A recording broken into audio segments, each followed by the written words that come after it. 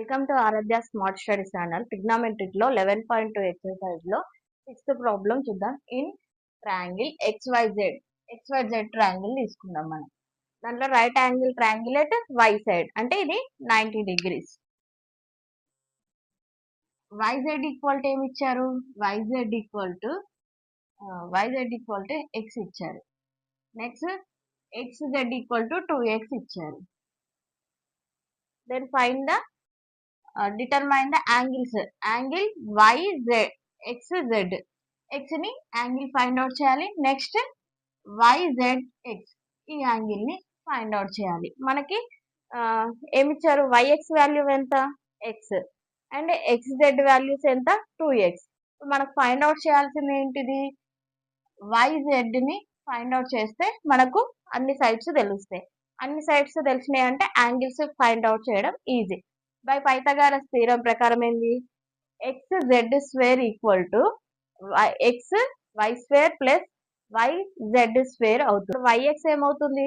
√3X² అవుతుంది. ఇప్పుడు both side squaring చేస్తే ఏమవుతుంది? √3X వచ్చింది. ఇప్పుడు మనకి 3 సైడ్స్ √3X వచ్చేసింది. ఇప్పుడు ట్రయాంగిల్ XYZ నుంచి ఈ యాంగిల్ ని ఫైండ్ అవుట్ చేద్దాం. మనకేమన్నారు? Angle YX tan X. tan formula ఏంటి మనకి?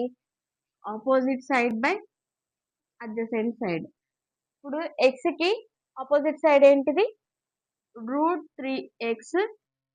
Adjacent side X. X కి X క్యాన్సిల్ అయితే √3 వస్తుంది. tan X ఈక్వల్ టు √3 అయింది. √3 ఎప్పుడు వస్తుంది మనకు? tan 60 లో వస్తుంది. X అనేది ఎప్పుడు ఏమైంది? యాంగిల్ X అనేది 60 degrees వచ్చింది. tan YZ equal to opposite side by adjacent side.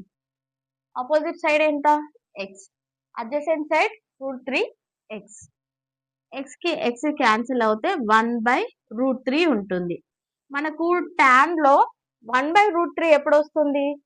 tan 30 equal to 1/√3. So tan 30 equal to 1/√3. And angle Z equal to ఎంత? YXZ ఈక్వల్ టు ఎంత వచ్చింది?